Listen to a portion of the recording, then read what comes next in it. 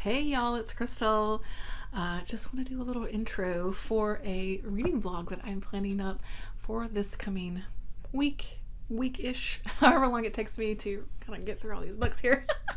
So I just want to do a little intro of what I'm planning on trying to read for this, and I'm really excited about it. So let's dig into what I'm thinking about planning, and we'll see. Of course, we'll see what I get into, what gets finished, and I may pick up something else instead, but you know how it goes. But these are kind of what I'm thinking about anyway.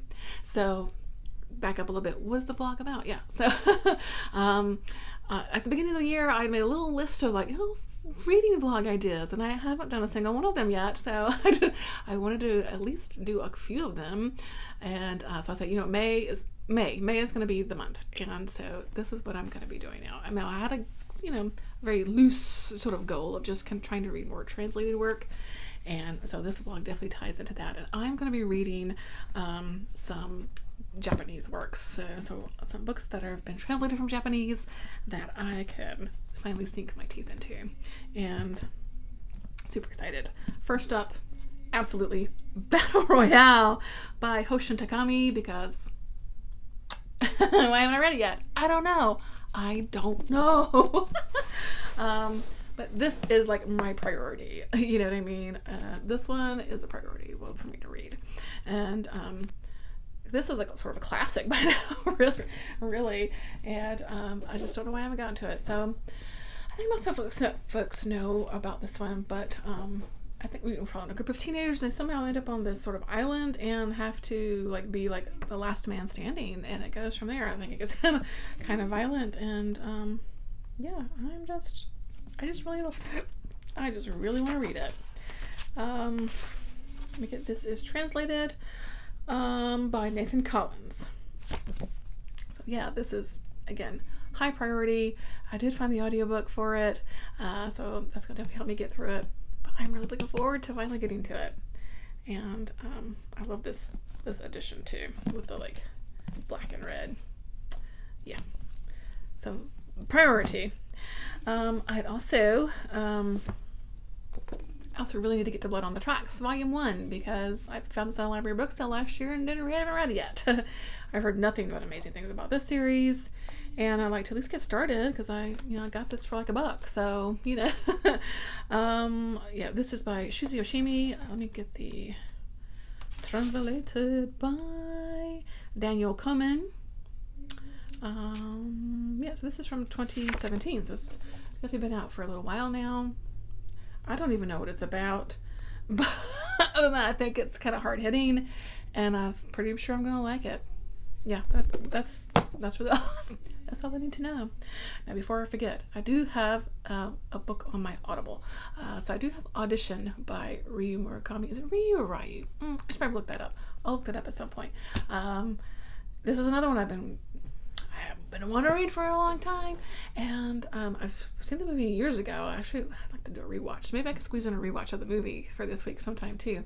But yeah, I really want to read this one, and the audiobook's short. I think this must be like a sort of novella type story, because it's just a few hours long, so I can definitely get through it. And it's just one of those books I've been dying to read. Now I don't know the translator, because I forgot to look it up here, but when I start listening to that one, I'll get the translator information for you. So back to the physical books. This will be probably my main physical book for the week, ish. And this is Grotesque. This is Natsuo Kirino, and this is just one that sounds amazing, and just really want to read it. Let me see. Translated by Rebecca Copeland. And what year did this one come out?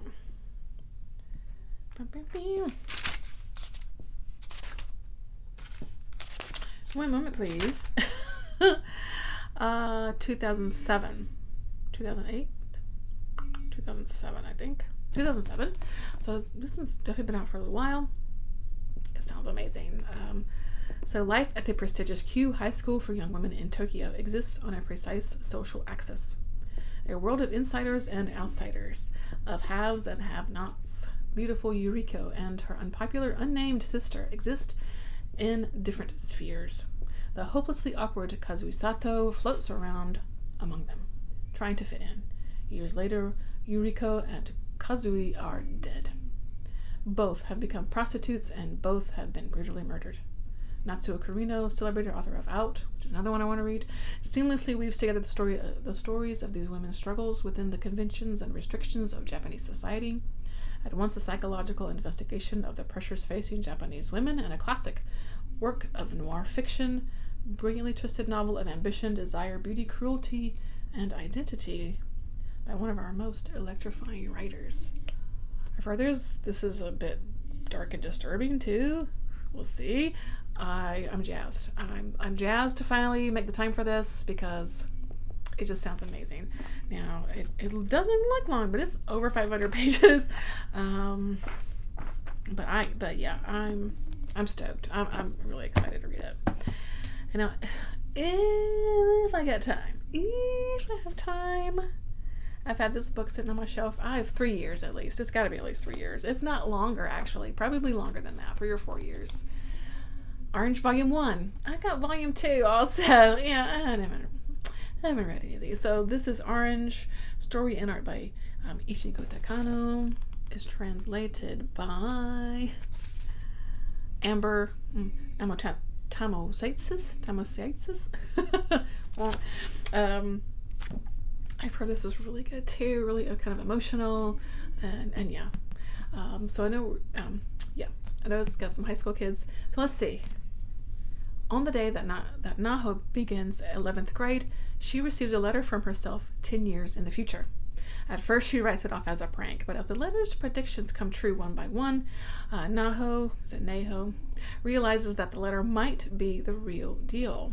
Her future self tells Naho that a new transfer student, a boy named Kakeru, will soon join her class. The letter begs Naho to watch over him, saying that only she can save Kakeru from a terrible future. Who is this mystery boy, and can Naho save him from his destiny? The heart-wrenching sci-fi romance that has over 1 million copies in print in Japan. Yeah. It just sounds lovely. And I think there's a bit of darkness in here too. I think some suicidal thoughts come in here as far as this transfer student. I'm thinking. That's what I remember hearing about this. But again, it's been a while since I sort of first got on my radar for me to remember why I was really wanting to read it. But manga doesn't take long to read, but this is a chunky one. And then again, this is over 400 pages. So this isn't if I have time. I would really like to get to it. I think it would kind of fit in well with the other things I've got going on. I got some stories about teenagers. And then I've got, well, actually this one has teenagers too. This was also set in a high school. So actually a theme. And then, to throw in a couple of mangas when you're reading Japanese work, right? So these are my plans, and we'll kind of see what I get into. It was a bit of a long intro, but we'll see where the week takes me. And I'm hopefully going to, dip my toe into some other Japanese things this week also. So yeah, stay tuned.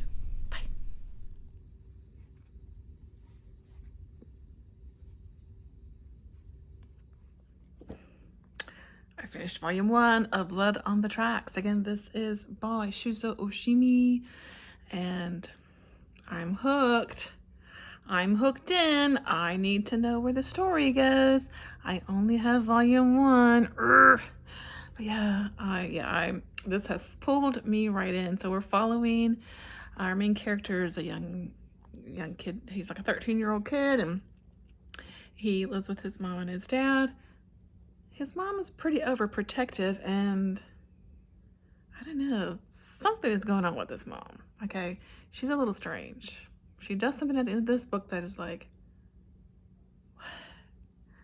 And it's a cliffhanger, kind of, ish, and I'm just like, ah. So yeah.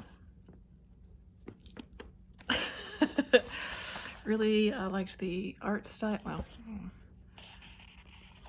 give me a thing away here, let's see. Really nice drawings here. They're really good. Some good scenery drawings in here that I like, and the people look really good too. I like the scene of the kids playing. That's their main character and his cousin playing video games, yeah. So, first book for this reading vlog is a hit.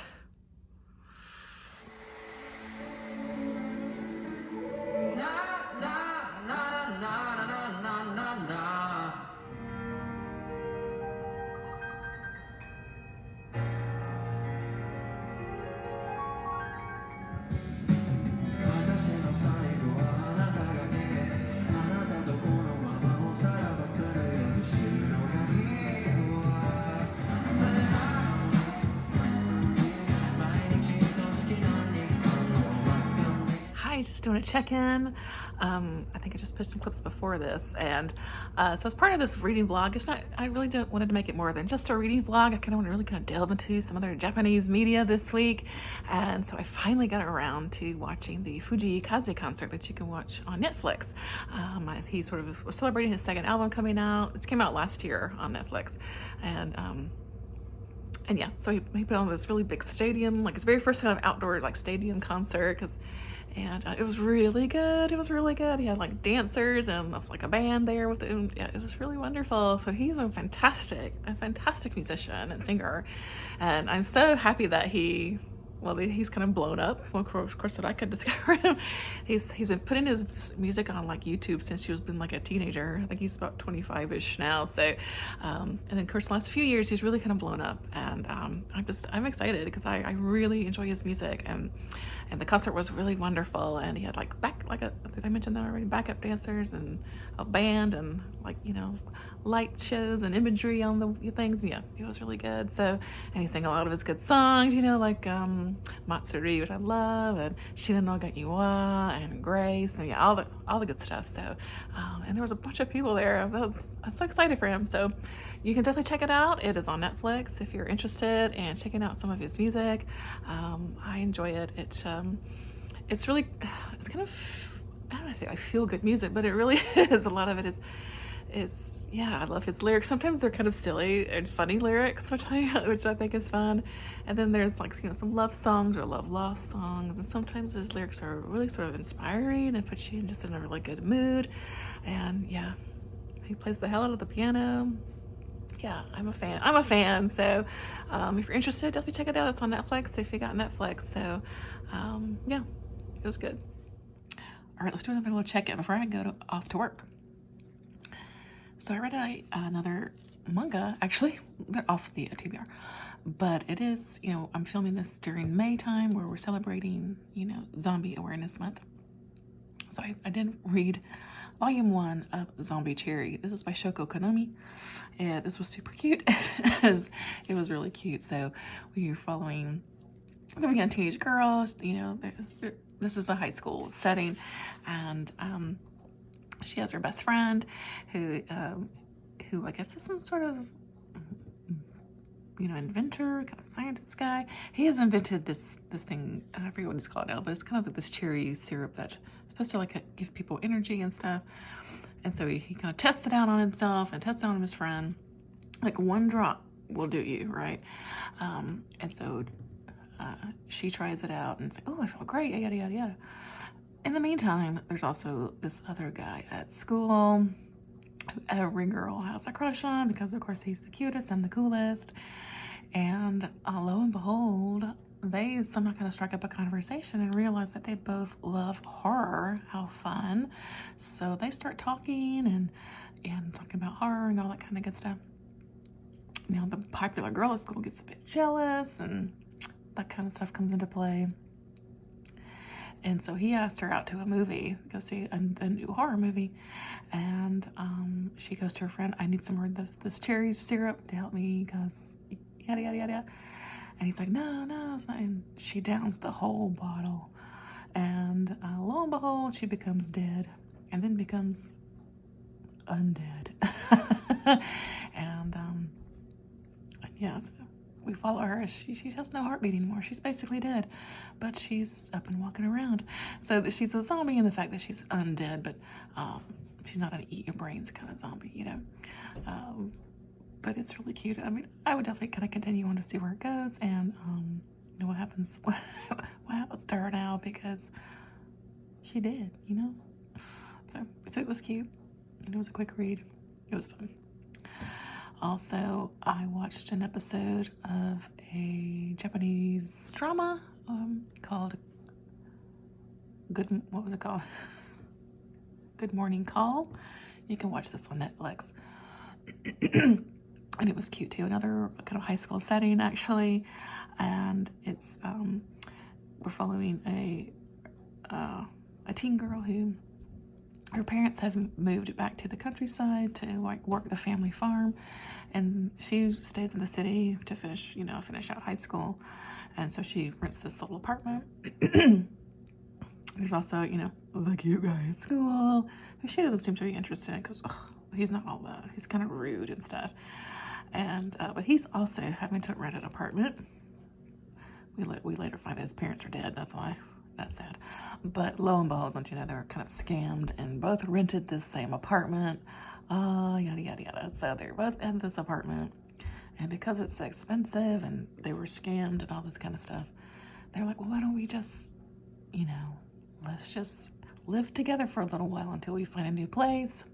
I'm thinking sparks are gonna fly. I'm only on episode 1, of course, but that's what I'm thinking. So it was super cute. It was really sweet and cute. And I like the main characters.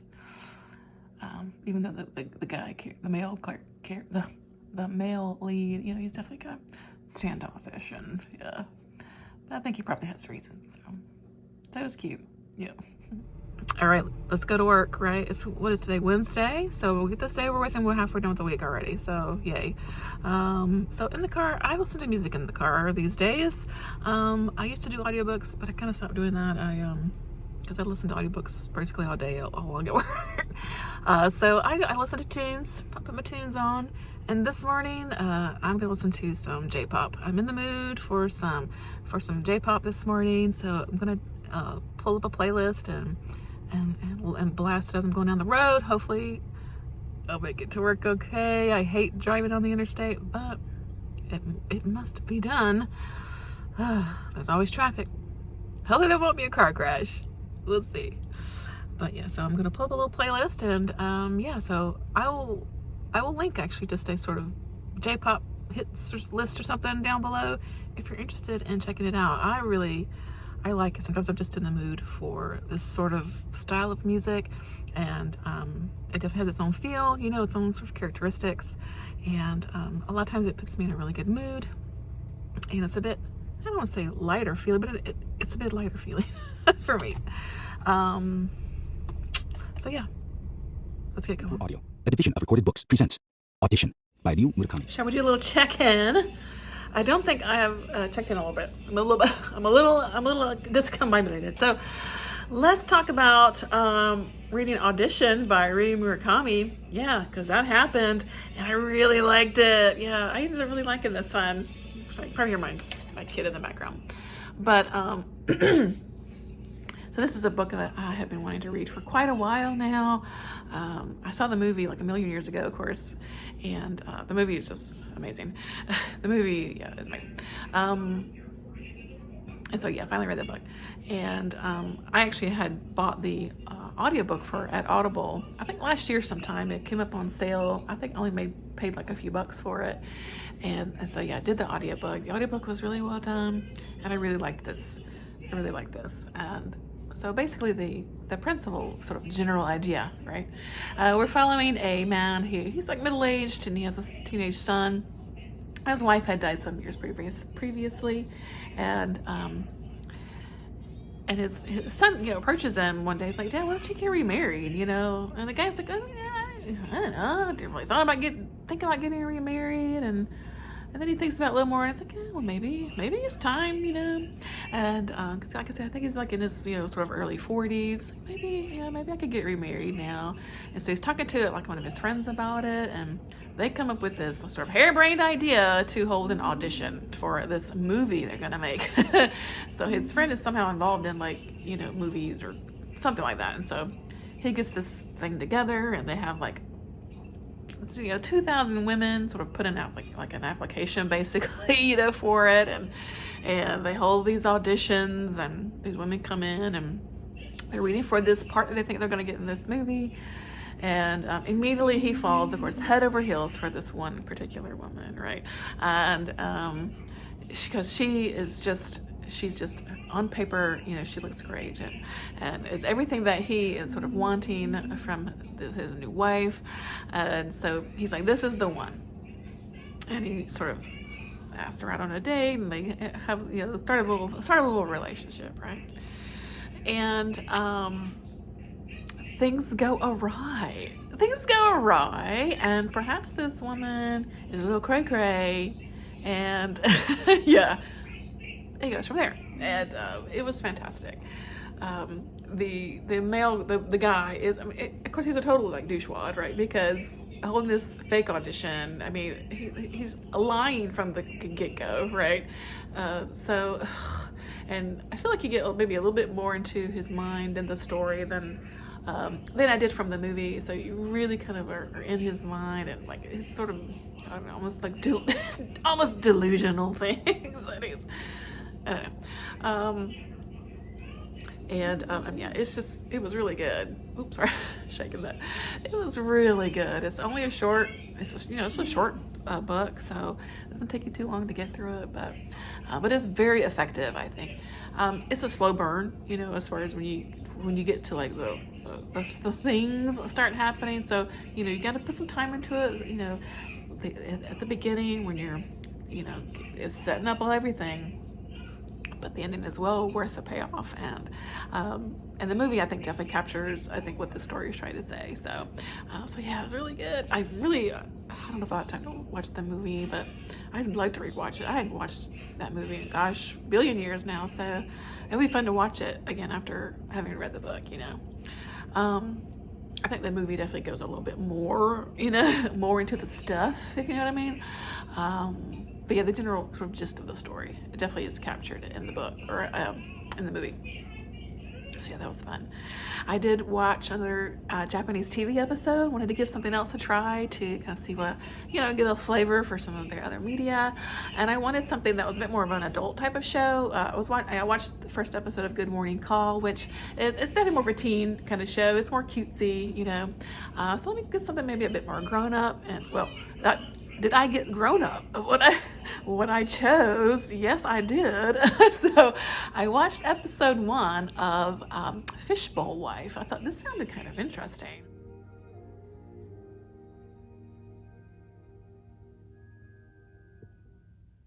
And yeah, I actually really liked this one, and I'm definitely going to continue on with this at some point and see what happens. Need to adjust that here. So this is, again, it's a more of an adult story.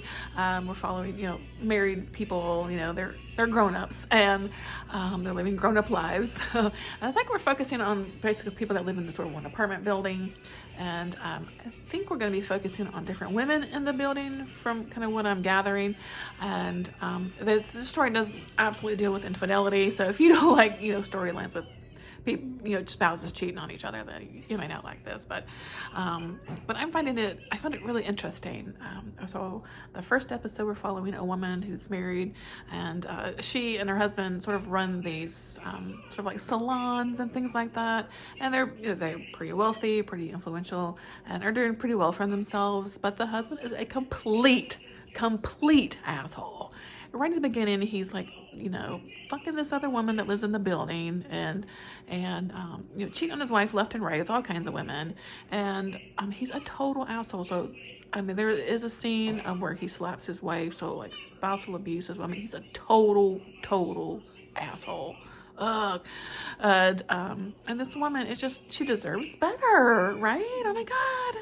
And she meets this man who works at a goldfish store. I don't know. Maybe where the goldfish come in. Anyway, I'm liking it, but it is saucy. Okay, I didn't really know what to expect from Japanese stuff. I haven't watched a lot of Japanese stuff other than like horror movies, because Korean, like if you watch K-dramas, they're pretty tame. You get some kissing scenes and things like that, but like, you're not getting TNA in Korean shows, right? So, you get TNA in Japanese shows. So just know it's a little saucy. So, you know, make sure your kids are out of the room if you're gonna watch this one. So Fishbowl Wife is on Netflix. You can watch it there, if you're interested. I'm very curious how this will play out through the season. So I'm definitely gonna continue on at some point. I don't know if I'll continue on during this vlog, but at some point I'm picking this show back up because I gotta know what's going on with all these ladies in this building. So yeah, that's where I'm at with you know, with my stuff going on. I'm hoping to, today's Sunday, I'm hoping to read some more of Grotesque today and get back into that one because I haven't picked it up in a few days. So hoping to get back and get a little chunk of that read today will be good in the midst of course doing laundry and all that good stuff that I usually do on Sundays. So yeah, I'll check in when I got something else to say. All right, I thought I'd do a little check-in. So I have it's still Sunday, but I've been reading a bit. Yeah, I've been reading Grotesque by Natsuo Kirino, and I'm liking this. I'm up to now page 72, I think it is. Yes, 72. Again, she's chunky, so but we're making progress. I'm almost up to 100 pages. If I get to 100 pages, I'm getting somewhere, you know. But itchy eye. But yeah, it's the writing style is one that I think it's a bit of a slower read in that regards for me, you know, so it's just taking me a little while to kind of get through it, but it's not that I'm not invested or not enjoying it, you know. So just it's kind of a general gist is where our main character is well, there's a couple different timelines, but we start off, she's a grown woman, you know, and she flashes back to her time of, you know, as a kid, like I said, and we find that, and we learn a bit about her family. So her family, her mom is Japanese, but her dad is from Switzerland. So she and her sister are, of course, a mixed race, you know, kids living in Japan, and she and her sister are just like polar opposites people. Like the older sister, who is our main narrator, who we never know her name, she's something. She's very goal oriented. Like she wants to go to this prestigious high school and then get into this prestigious college. Like that's her goal. But her younger sister, Yuriko, is drop dead gorgeous. Like she's beautiful. Like that's what she's known for. It's just being beautiful. And her sister, and they, like I said, they're just totally opposite people and they don't get along. And so what we find out in the more sort of modern day storyline, yeah, is her sister has been living life as a prostitute. I'm not sure how we ended up there. I'm assuming maybe we'll get there. I'm not sure. And was murdered a couple of years previously to when, you know, she's kind of picking up, she's basically kind of like telling someone her story is what it seems like someone's asking her about, you know, her sister, and then this other woman who she also knew but has ended up dead, was also, you know, working as a prostitute. So and you know, I guess that she knew both of them. I don't know, you know, she's telling that story. I feel like I'm kind of rambling, but you know what I'm trying to say. But yeah, so we're just kind of going backwards and forth of you know, her life. She's in high school, you know, now, and the things that happened in high school, because she's, you know, her parents weren't necessarily very wealthy or anything like that. She's living with her grandfather right now, who's basically, you know, just, you know, he's not rich by any means, like a lot of the other students in this, like I said, this more prestigious high school. But she's just got her nose to the grindstone. Like she is just like, she's got her goals, and yeah, but her parents are actually now living over back in Switzerland because her dad got, like, his company went under and all this stuff. There's lots of drama. And the youngest daughter went with them, but somehow she's coming back. She's coming back to Japan somehow because she ends up at this school. But yeah. So I'm gonna just kind of, you know, I'm just gonna kind of see where this one goes, and don't know, we'll see, but just want to check in and let you know where I'm at with it, and that I am liking it, so, you know, we'll see. As part of my delving into some Japanese culture, I found what looked to be a pretty simple recipe to make some Yaki Udon. So we're gonna have some udon noodle dish tonight, and hopefully it'll turn out okay.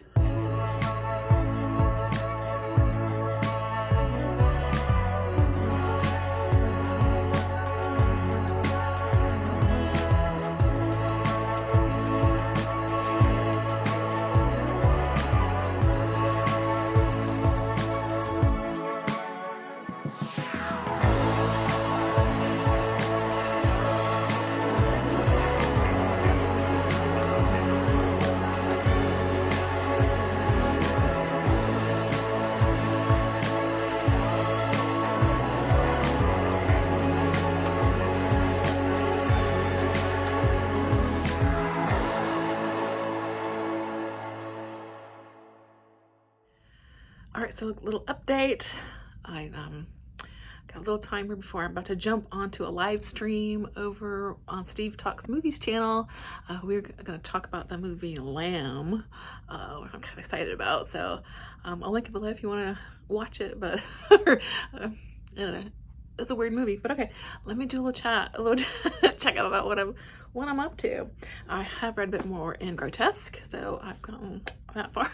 This is just a slow moving book for me. I think it's just because of the nature of the writing. I think I've mentioned that before, but I've gotten to now where the sister has moved back to Japan. So I'm kind of curious what will happen now. And we're getting a little bit more about the other girl that woman that's been murdered, about her as a girl, as a, teenage girl now. So yeah.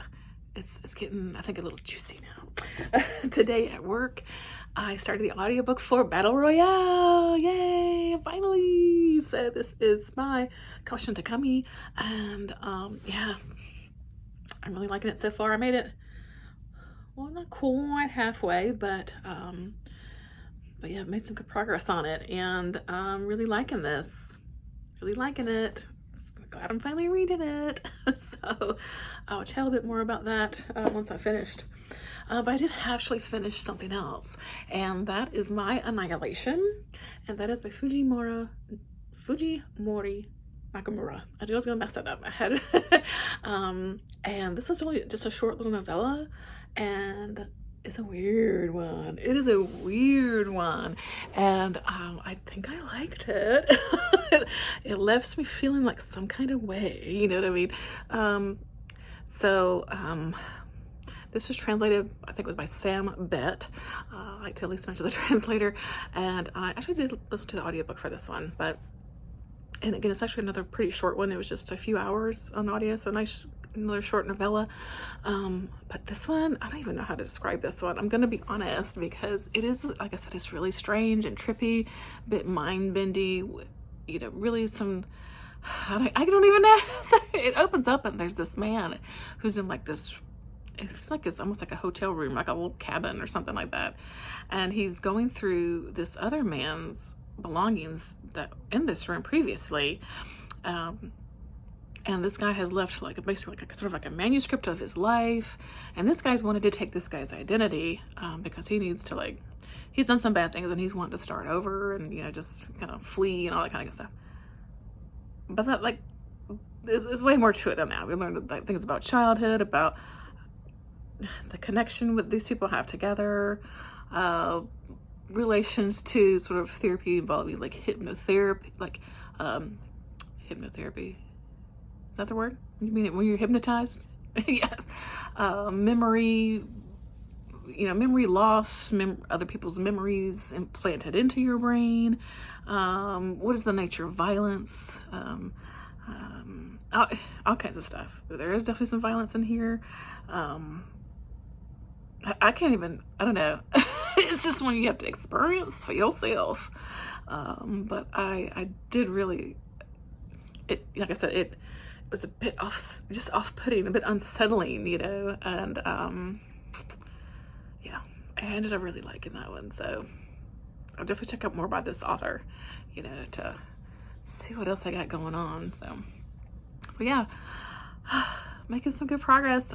These are, I think, really the 2 final books for this vlog. So I don't know if I'll get through the rest of that tomorrow at work on audio, but I'm going to try to get through that, and I'll get through Grotesque sometime at some point this week. And I think that might be all I get to for the vlog, but I read quite a bit already, so. All right, I'm gonna get ready for this this live chat. Okay, hi, just a little check-in, because today I finished Battle Royale. Da, da, da, da, da. Yes, finished Battle Royale. This is, of course, by Koushun Takami. I tried to get that right. I probably did not. Let's remind ourselves of the translator by Nathan Collins. And yeah, I really liked this. I ended up really liking this one. I did listen to the audiobook, and I'm glad, because it's chunky, but the audiobook was really well done, and yeah, so let's hop into a little bit about what this one is about. So we're living in this sort of world. It's sort of a dystopian feeling sort of society. It's just sort of this generic, it's called like some Republic of East Asia kind of place, you know, and it does seem pretty oppressive sort of, you know, government and things like that, but and people aren't allowed to do certain things, and you know, that kind of good stuff, you know. But they have this program that they call this battle simulation program. I took a few notes. Battle simulation program, and they round up 53rd year junior high class, you know, or students.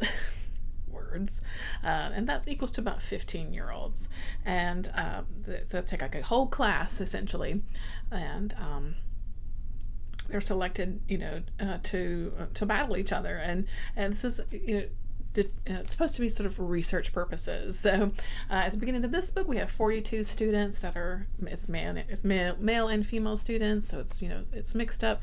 And I think they're going on like a study trip, you know, maybe like a field trip type of thing. And basically then they're gassed and in the bus on the way, and they wake up and they're like, where are we? And they're taken to this island, and then that's when they, you know, learn what's going on, learn the rules of the game, where basically it's a last man standing situation, and they have to kill each other or be killed, and again, you know, the last one will be the winner, and yes, and that's basically what the story is about. We've got these group of kids, and you know, some play the game and play it pretty ruthlessly, and some don't want to do that because they aren't murderers, they're just children. And so you kind of have this dynamic. You follow, you know, several of the characters as they are, you just trying to either survive or trying to hunt down other people. And so the big, you know, this is what the story is, you know, and it's set up in a way that they get announcements every so often to know how many, you know, people are left, and things like that, and zones become off limits and things like that. It's all very controlled, and everyone gets a backpack when they leave, and it has like a little bit of food and water in it, and like one weapon. And the weapons range from like one person got a what's the word? There's like a sickle, you know, and then someone would get a gun, someone would get a machine gun, someone would get a bow and arrow. It's not very even, but yeah, you get your one weapon, and you just, yeah, it's kill or be killed. And yeah, it was just it was really good just to see how this played out. And so this came out in 1999, so I think for the time period, for sure, it was probably pretty. I wonder how it was when it came out, how people reacted to this. But I don't know. Reading it now, yeah, it's pretty good. You know, they are kids, and they are killing and murdering each other. So, and there's pretty gruesome deaths described in here. Just so if that doesn't bother you, even though they're teenagers, they're still kids, you know. but yeah, I just really, there's like, one kind of main character that we're following, and he's someone that really he doesn't want to play the game. Like, he doesn't want to do this. Like, this is just, goes against everything that he is, and he's trying to maybe get a little group together. Maybe we can escape. Maybe we can get out of the game somehow. And so that's kind of, his little story. And, but, things are at play, tricks and turns. Everyone's know who they seem, all that kind of good stuff. So, yeah, I just ended up really liking this, and I'm so glad that I finally read it, because I think it's definitely sort of a classic by now, kind of a modern classic of this type of story. So yeah, very happy to have finally read this. So, so I'm reading the back here, and it says, criticized as violent exploitation when it was first published in Japan, then proceeded to become a runaway bestseller. I think that's interesting. It's a potent allegory for what it means to be young and barely alive in a dog-eat-dog world. Yeah. Now, I'd like to, maybe I can find the movie, and finally watch the movie too. I'm not sure if I'll have time for all that, because I'm about to kind of wrap this vlog up. Once I finish reading Grotesque, that'll kind of be the end of this really fun vlog. But so I got one more book to go, and yeah, I really, really liked Battle Royale. It was good, and I think when you read this kind of book, you always are like, what kind of person would I be? You know what I mean? Like, you think you're gonna be one way, but I don't know. I think it definitely is a test of how you would really be in this type of situation. I don't know. I like to think I'd be someone that doesn't murder people, but gosh, sometimes instinct, your instinct to not die kicks in, right? So yeah, it's kind of interesting. So yeah, I'm gonna read it. If you've been procrastinating on this one like I have, don't anymore. It is really good. It's worth your time, even though it's chunky. The audiobook, like I said, was well done. It is available on Scribd if you've got that service. So yeah, this was a hit. Let me say one criticism though. It's about a bunch of teenagers. So there are times in here when it's like people are talking about who they have crushes on and things like that, and that got a little annoying after a while, I'm gonna be honest. But then I'm also like, they're teenagers. I don't know, but would I be like worried about who someone was crushing on if I was about to get like sliced to death with a sickle? I don't know, but these kids definitely thought about that.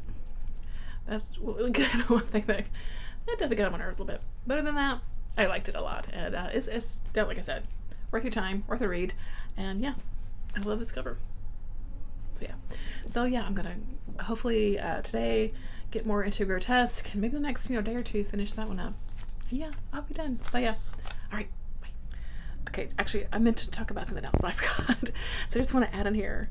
I think I mentioned earlier. So this might be a weird angle, but let's roll with it. So, that I'd watched an episode of Fishbowl Wives, and it's a Japanese drama, and I'm hooked. Yeah, so I'm hooked. I think I've watched 5 or 6 episodes now, and I'm just I'm obsessed. And it is like it's like a soap opera in the way it's just has filled me in. The drama of these stories and all these characters is just so good. So another little quick thing to sort of enter here is, I don't know if you guys remember back in 2020. Do you guys remember 2020? The year that was, and we were all kind of just staying at our homes. I mean, we definitely weren't traveling anywhere. We weren't going places. We were nervous. We didn't know what was going on. Do you remember those early days of 2020? Yes. But during that year, my family, my husband and my son and I discovered these, and they'd been around, of course, I'm sure, for a long time, but we just stumbled onto them in the year of 2020. What they call like walking videos, and people that literally take a camera and they walk around a city or, a landscape. It's just something like that. They take you on a hike through the woods. You're from the perspective of the walker. Does that make sense? And we would watch a lot of those, and my son was really interested in them at the time, and it was just really interesting. We were sort of just couch traveling. We were just kind of meandering through a city. We would pick cities, any city, we could walk through Paris, we would walk through Seoul, we walked through New York City, and you'll find some at different times of year. So New York City in the snow, or all kinds of any city you can imagine is going to be. Just put like walking tour and then enter the city. You're going to find somebody with some videos up about it. And this was really cool. And so I thought tonight, for my reading, that I would, probably tonight, that I would pull up some of the walking tours of Japan, maybe I can find a couple of Tokyo, and while I'm reading Grotesque, and have it kind of play in the background, because it is really good, just sort of background noise too. And there's usually no music or anything, so it's just like the sounds of the street. You get people talking as they walk by, things like that. It's just ambience of the street itself, and the lights of the street, and sometimes maybe it's raining or something like that. So I thought actually that might kind of give me a little experience while I'm reading Grotesque for this final book of the blog, and kind of see how that does for me. I think that might be kind of cool. So yeah, I think I'm going to try that tonight.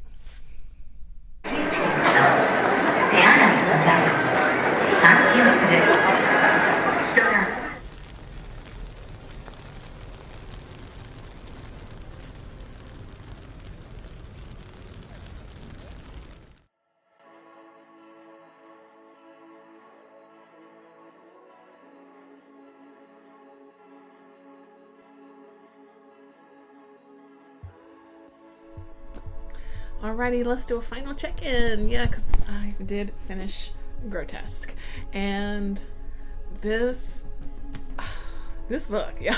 let me just say that first of all. This book, ultimately, this wasn't what I expected it to be. That's not good or bad or anything. It just wasn't what I expected it to be. I think I went in thinking it was going to be more of a sort of thrillery type of story with, trying to find the murder of these two women, and how it was I was thinking maybe it's possibly connected to the sister and all that. It was just, I was thinking like secrets and all that kind of stuff, and it just wasn't that kind of story, like I said.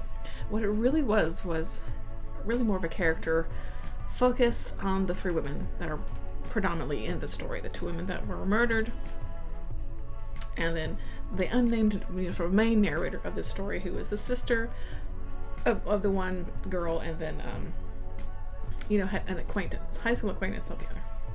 Anyway, it is multiple timelines.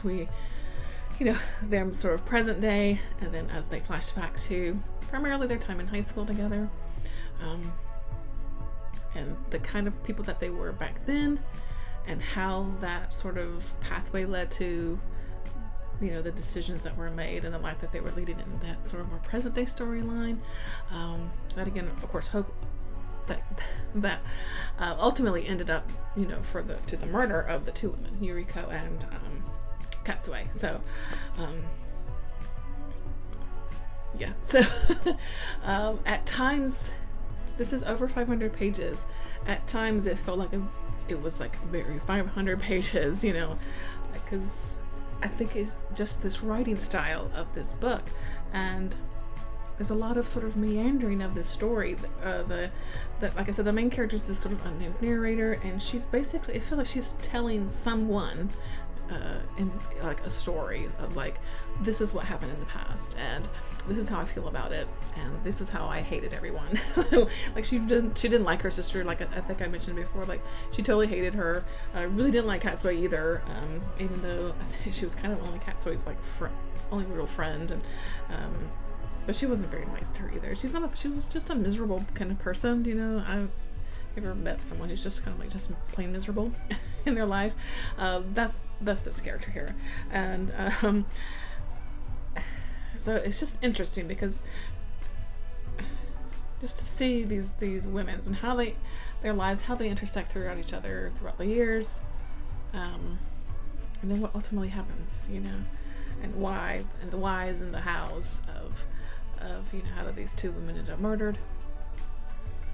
And I think you can definitely kind of dive deeper into themes here of pressures of societal pressures to get to have go to school, get good grades, and get good jobs. There's some of that in here.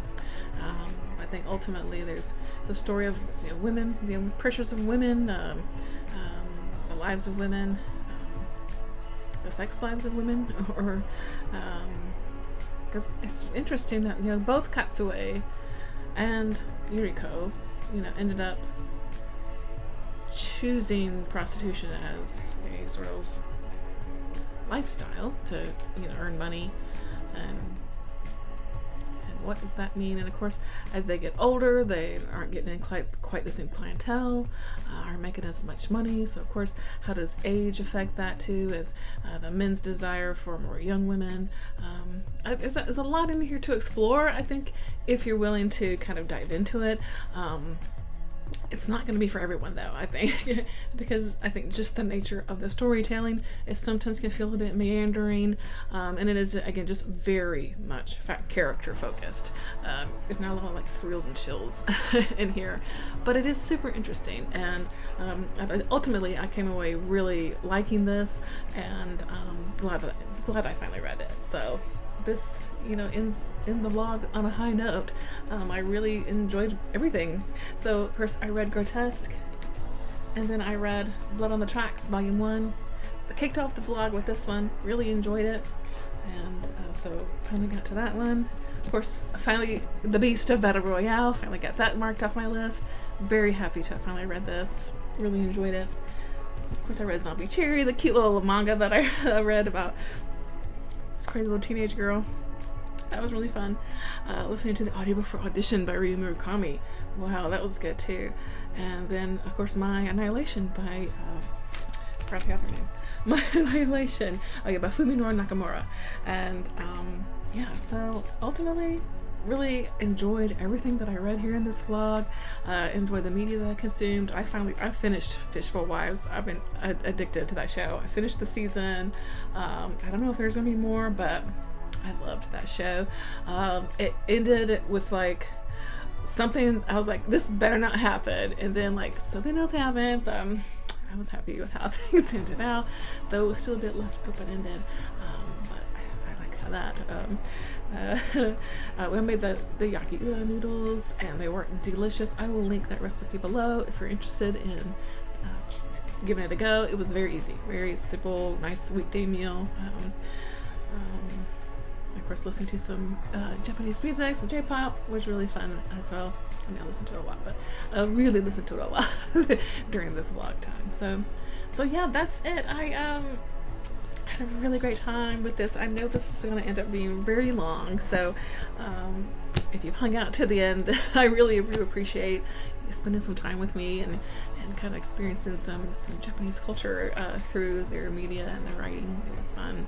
So if you made it this far, maybe leave me like a Japanese flag emoji or something to let me know that yes, I devoured all this. Maybe, I don't know, maybe it's like 45 minutes. I don't know what we'll end up with, but yeah, so let me know if you like this, if you'd like to see some more like this, maybe a bit shorter, maybe less books next time. Yeah, I had a really great time. I really did, and I'm glad I kind of made this happen. So I'm gonna wrap it up here. So thanks for watching, you guys. I always appreciate the time that you spend with me, and till next time. All right.